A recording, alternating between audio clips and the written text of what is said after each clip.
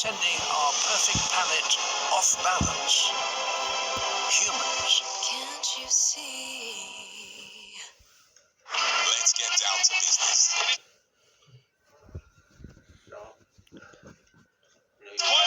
The Red Devils, the Hammers, the Blades, What about that? the Robins, Hammer of a drive. the Reds, Oh, what a goal. the Blues, It is simply sensational. the FA Cup, zero filler. That was magnificent. Coverage of 3 live games starts with Manchester United v West Ham United, Tuesday at 7 on BBC One and iPlayer. This is BBC One in the East. Now the BBC News with Sophie Rayworth and Lee Milner at 10 o'clock. Tonight at 10, everyone over the age of 50 should be vaccinated against coronavirus by May, says the government. Almost 11 million people have already had their first jab. The Health Secretary says as long as supplies hold, almost half the UK population should soon be protected. My goal is that I want us to be able to offer a vaccine to all over 50s, that's priority groups 1 to 9, by May. The number of new cases, hospital admissions and deaths continues to fall. We'll be asking how soon restrictions could be lifted. Also tonight, a mother and daughter are killed in separate attacks in Kilmarnock. A man also died in a crash that police believe was linked to the incidents. Russia's prominent opposition leader Alexei Navalny is back in court as a row between the EU and Russia over his treatment escalates.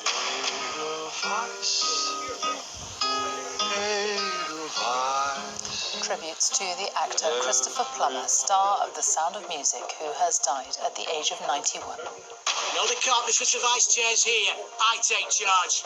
And the perils of parish politics. Orders. Read them and understand them. Meet Jackie Weaver and the parish council that went viral after their rather heated Zoom meeting in Cheshire. Here in the East, how lockdown is forcing musicians to get creative in order to survive. And we'll have all the details on the snow forecast for this weekend.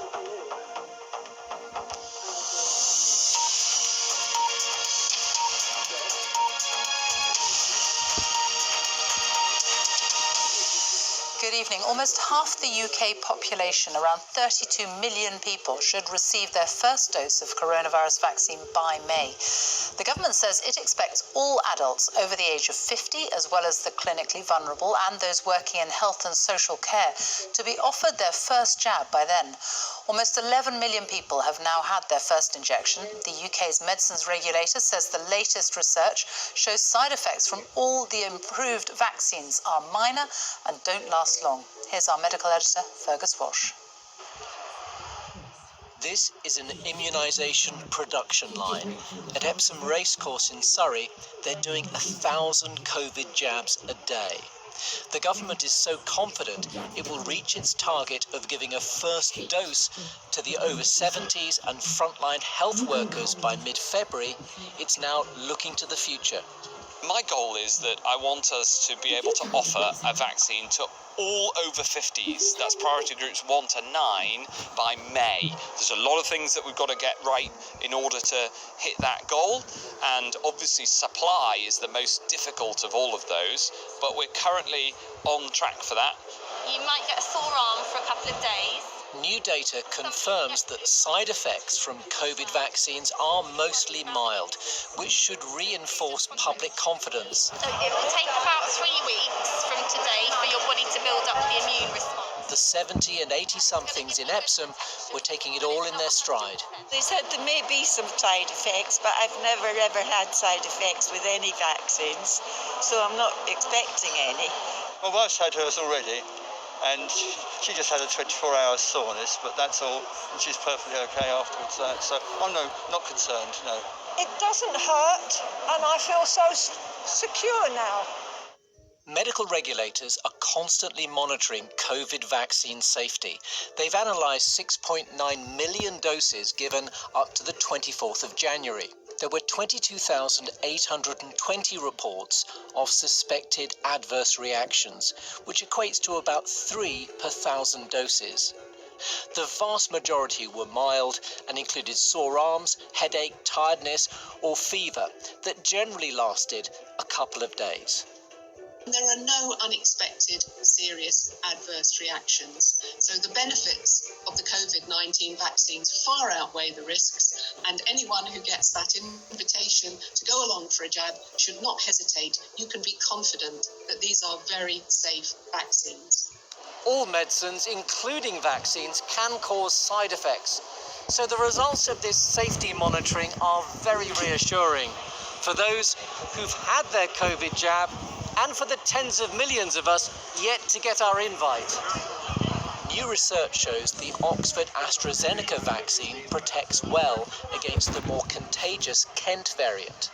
But new variants are inevitable, so the government has signed up with a German biotech to develop future COVID vaccines to try to keep pace in the arms race against the virus. Fergus Walsh, BBC News. Well, the latest government figures show there were 19,114 new coronavirus infections recorded in the latest 24-hour period, which means that on average, the number of new cases reported per day in the last week is 19,823. That's the first time that figure has dropped below 20,000 for almost 2 months. Across the UK, 30,508 people are in hospital with coronavirus, including suspected cases in Wales.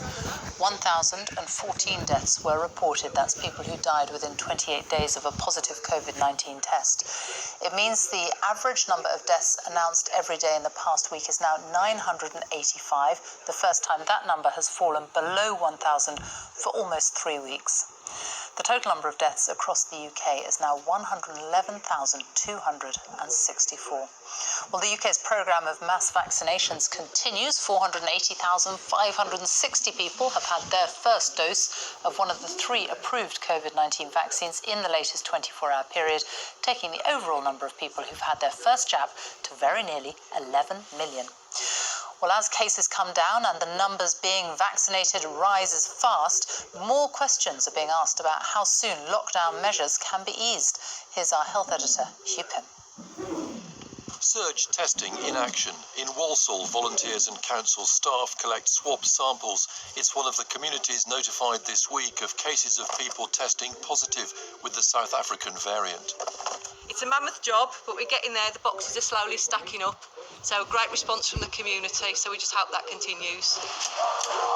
House-to-house visits continue, encouraging people to get tested, but the overall national picture is brighter, with falling daily case numbers and in a weekly survey by the Office for National Statistics, which picks up those who are positive but don't have symptoms.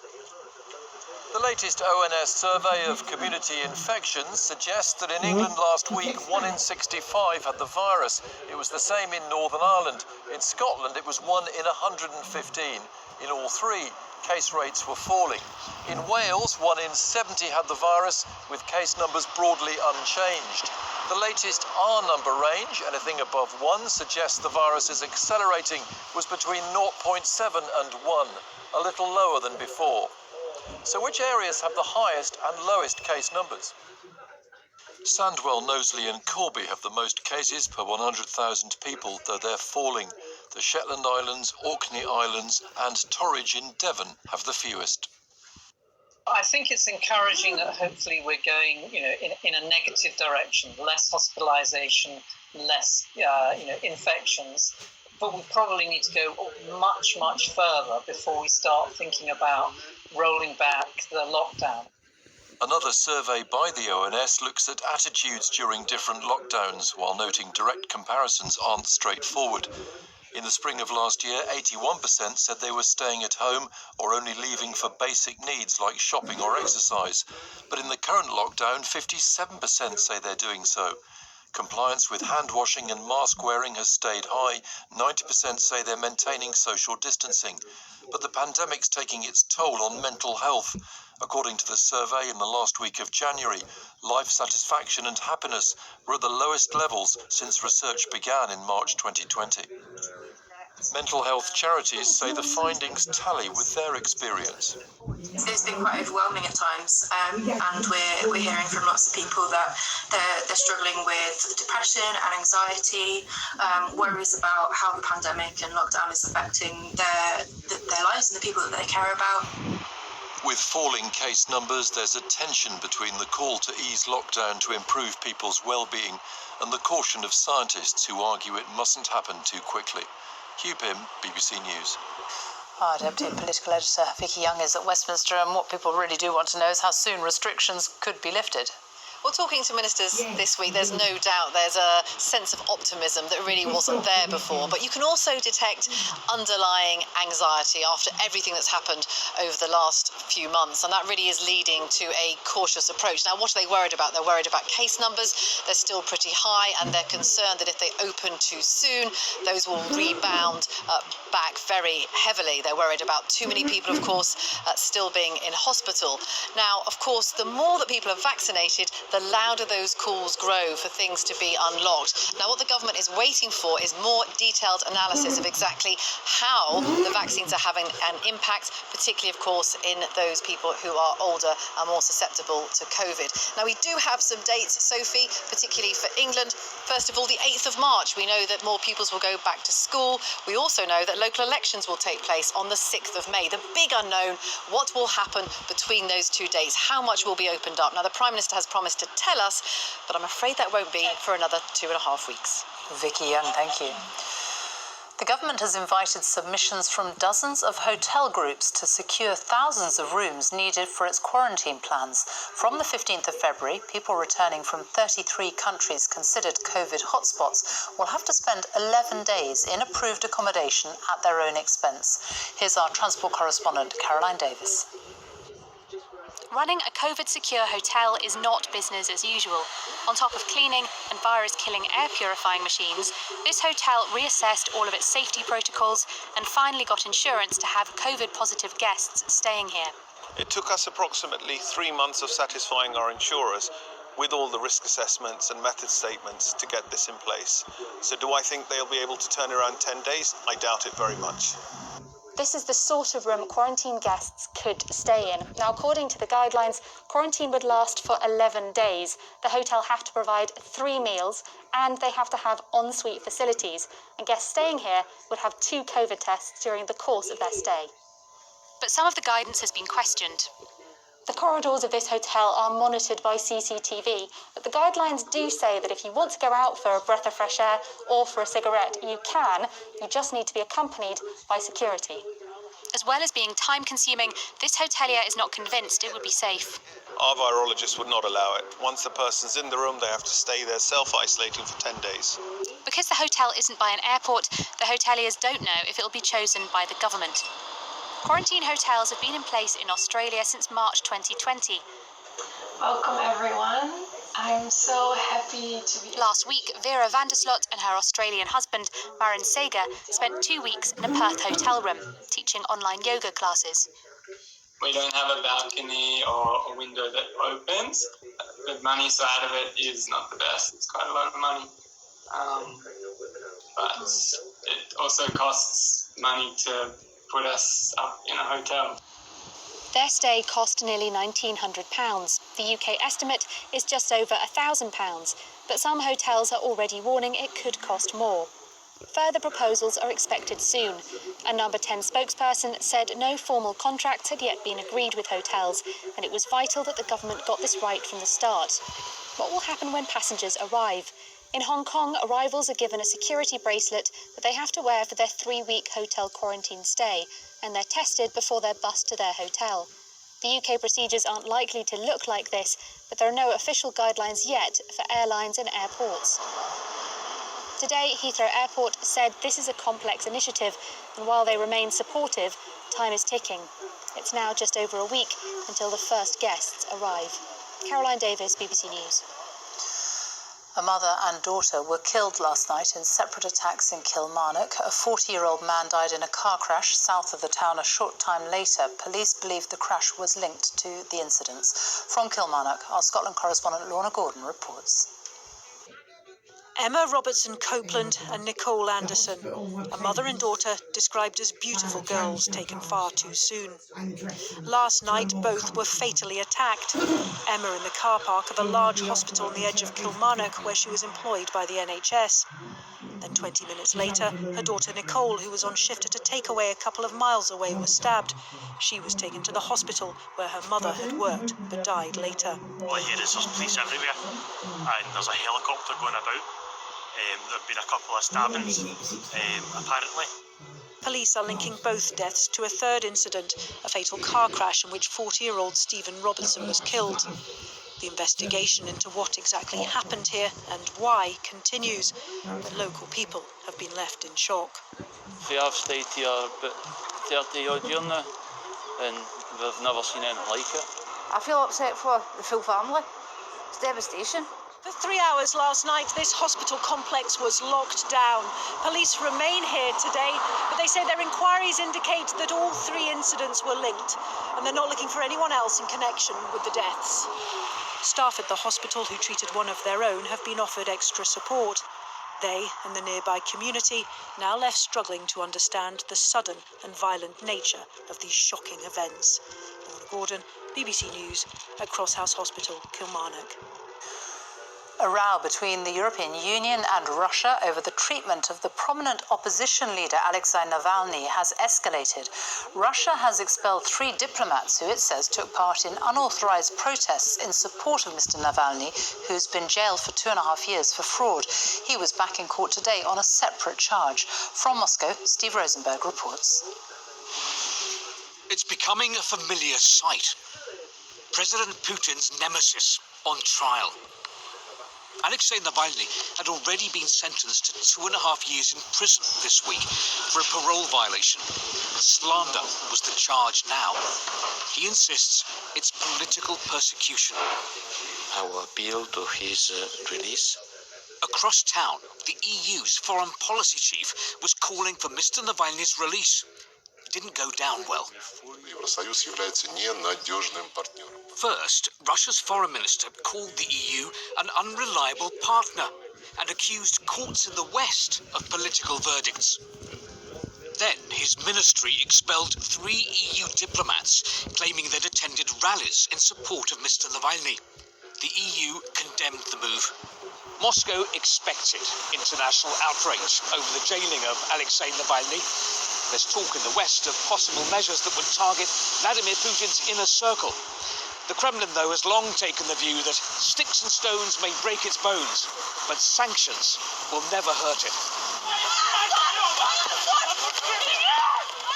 Meanwhile, Mr. Navalny's supporters have decided to pause their protests until the spring. In the last 2 weeks, across Russia, thousands of protesters have been detained. With police cells full in Moscow, hundreds have been locked up in this deportation center. Like Dmitry and Sergei, who we managed to contact. Sergei, on the left, is a journalist. He wasn't at the protests, but he retweeted a post about them and was jailed for 25 days. The authorities see journalists as part of the protest movement now, Sergei says. We're coming under pressure. Outside the makeshift jail, people have been queuing for hours in the cold to deliver food parcels to their loved ones. I used to vote for Putin, says Yulia, whose husband was arrested. I never will again. The Russian authorities can crack down on dissent. What they can't do is force people to stay loyal to the Kremlin. Steve Rosenberg, BBC News, Moscow. The boss of Barclays says Britain's banking and financial services industries should now be focusing their energy on competing with the US and Asia rather than the EU. Jess Daly says Brexit offers one of the UK's most important sectors the opportunity to set its own agenda. Our business editor, Simon Jack, has the story. It's not everyone's favourite industry, but financial centres like Canary Wharf are home to arguably one of our most important. This industry employs over 1 million people across the UK. It's nearly 100 times more economically significant than fishing and pays a whopping 11% of all taxes paid, and yet was almost totally ignored in the Brexit deal. Financial services, one of the UK's most profitable, most successful, most innovative industries, and yet on January the 1st, this sector was essentially handed a no-deal Brexit, and yet in the corridors of these financial palaces, you do not hear the same alarm that would have caused in other industries. Why? It's about size, power, and the fact that the EU is not really the competition. Jez Staley, Wall Street veteran, now boss of Barclays, says the post-Brexit focus should be global, not European. Brexit gives the UK the opportunity to define its own agenda. And in defining that agenda around financial services, I think what London needs to be focused on is not Frankfurt or not Paris. It needs to be focused on New York and Singapore. I think that's how you want to drive the financial industry in the UK. It's worth remembering that 2/3 of finance jobs are outside London, and this hasn't been painless. Across the industry, £1 trillion and an estimated 10,000 jobs have left. There has been some rebalancing, some movement of business, and we regret that. We don't want to see things move. But we are where we are. There's plenty more that happens here. Let's focus on the strengths that we have. Let's build for the future. The UK continues to attract the finance companies of that future, but setting up here is not the no-brainer it used to be. Brexit has made some look elsewhere. Dublin and Amsterdam are two places that we know were benefactors of that specifically. Lots actually came to London to start a business because it's a really great jumping off point to expand into Europe. And that close relationship is something that many of them feel is important and want to prioritise as we go forward. Banks, accountants, insurers, law firms, all clustered together. It's one of the UK's big draws. But does that even matter anymore? I think people want to get back to offices, and the government starts to open up stores and restaurants, etc. You'll see this building packed pretty quickly, I think. In our own minds, what we're currently thinking is early summer. The UK government thought that financial services could look after itself. On this evidence, maybe they were right.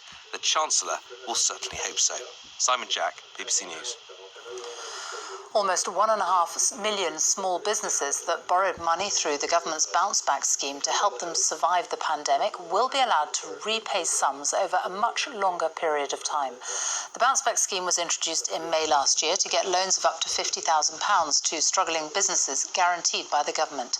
The news comes as investigators start work to try to track down criminal gangs who are thought to have targeted the bounce back scheme and managed to steal billions of pounds.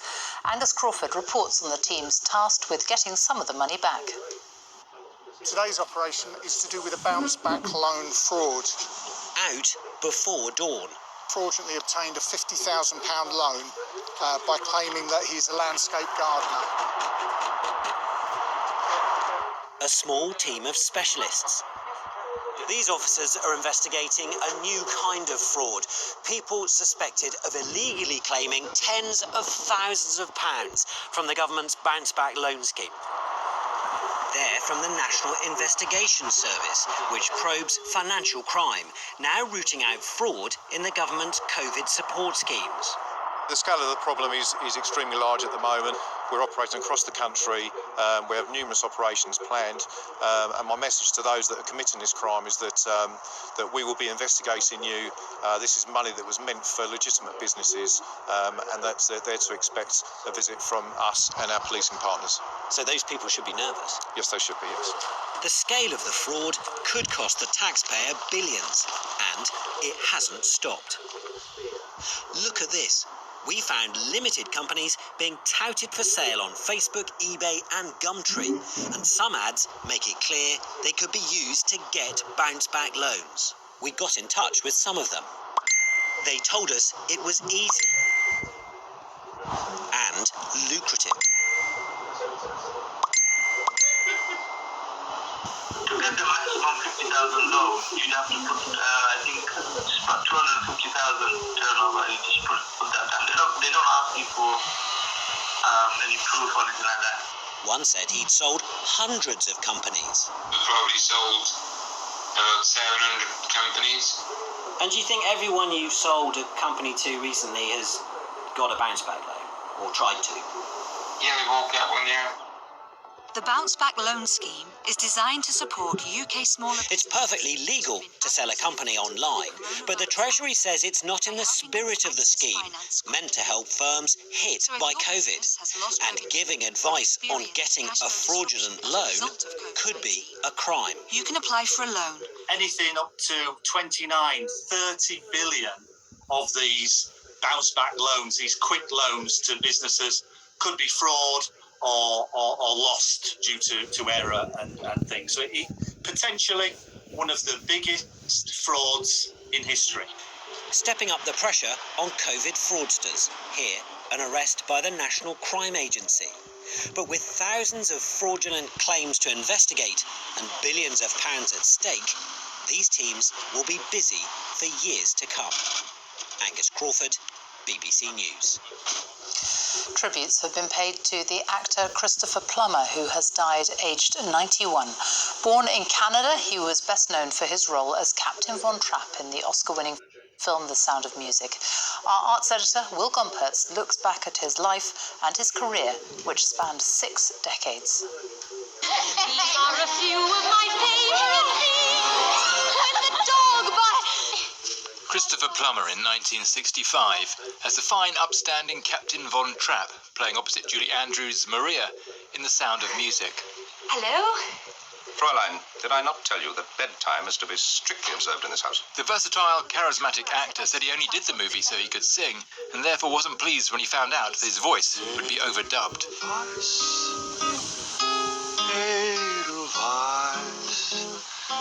Every morning you greet me. It is the role for which he'll always be remembered, but for such a long time wished people would forget, making his disdain for the film clear by renaming it The Sound of Mucus. Yes, I did say that, but so did we all. We all joked about The Sound of Music. You had to, when you do something very delicate and sentimental and coy, in order to avoid being sentimental and coy, you have to joke about it and see the funny side of it. Christopher Plummer was born into a wealthy Canadian family. His great-grandfather was the country's 3rd Prime Minister. He considered becoming a concert pianist, but chose acting instead, making his name first on stage playing lead roles such as Shakespeare's Henry V, for which he gained comparisons to Laurence Olivier. And upon this charge cry God for Harry, England, and St. George! Drink. He brought weight and humanity to the role of Rudyard Kipling in The Man Who Would Be King. A character actor of rare skill, he reached new heights when he entered his 80s. Where did you get these? And he became the oldest Oscar acting nominee when he replaced Kevin Spacey as John Paul Getty in Ridley Scott's film All the Money in the World. The great struggle in life is coming to grips with what that price is. Christopher comes with this inordinate charm, smile and his twinkle. The twinkling smile somehow make him that much more effective, makes him quite lethal, but in a charming way. Julie Andrews said of Christopher Plummer tonight, "The world has lost a consummate actor today, and I have lost a cherished friend."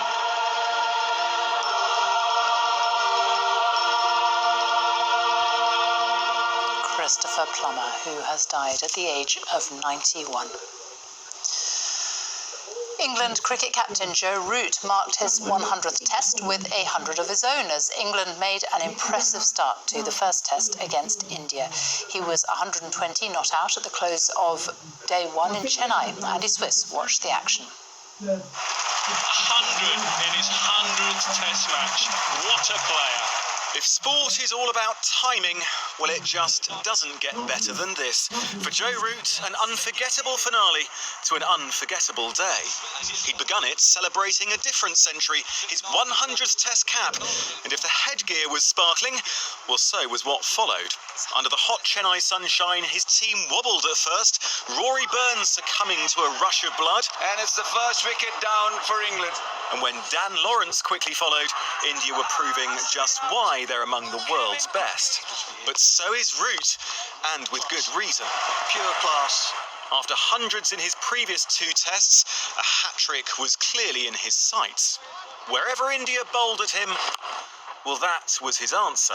And the end result was gloriously inevitable. Root, only the 3rd Englishman to make 100 on his 100th appearance, inspired, he said, by his teammates. Yeah, I was a little bit emotional. Last night, the guys actually put a little surprise together for me. Said got some videos from some past players, some friends and family, and to start the series in the way that we have it couldn't have gone any better. Indeed, nothing could stop him, not even a late bout of cramp, to which India sportingly lent a helping hand. They did get some reward before the close, trapping the doughty Dom Sibley for 87, but it was England's day, and above all, it was his. Andy Swiss, BBC News. And finally, a woman who went viral after a chaotic parish council meeting says she's surprised by her newfound fame. Jackie Weaver was hosting the meeting in Cheshire on Zoom when things got a little out of hand, as our correspondent Judith Moritz reports. Will you please let the This must be the first time that a parish council meeting's been watched more than 5 million times. You have no authority here, Jackie Weaver. No authority at all. But this meeting had all the drama of a political blockbuster. She's kicked him out. Jackie Weaver was hosting the Environment Committee over Zoom. A row erupted over who should be in charge, and when things got heated, Mrs. Weaver removed some of the participants. I take charge. Read the standing orders. Read them and understand them. Handforth in East Cheshire is usually a peaceful, even sleepy enclave, but this morning the village woke up to find its parish council had put it on the international map. And the internet has some new cult figures. You have no authority here, Jackie Weaver. Did it surprise you seeing the council meeting? Yes. To be honest, I didn't even know who was in the council until I actually watched them, but I found it quite laughable. Oh, it's better than reality TV. It's the funniest thing I've ever seen. If that's real life, just carry on. It's getting us through this lockdown, I tell you. Although items on the agenda may include floral displays and litter picking, it seems meetings of Handforth Parish Council aren't for the faint-hearted. And apparently, there's a long history here of factionalism, infighting and complaints about councillors. Councillor Burkle, we've been through this. Jackie Weaver isn't on the council. Some councillors asked her to be there to provide supervisory support, but others didn't accept her role. What are you talking about? You don't know what you're talking about. At that meeting, I'm not absolutely sure who was in charge. I was very focused that I was there to support the 3 councillors that wanted to get on with the ordinary, often dull business of a parish council. If this goes viral, it's going to start a war of words. Some of the councillors maintain that the meeting itself was illegal, others that it was held fairly. Either way, they could sell tickets to the next one. Nothing if not lively in Handforth. Judith Moritz, BBC News, Handforth. And that is it from us now on BBC One. It's time for the news where you are. Good night.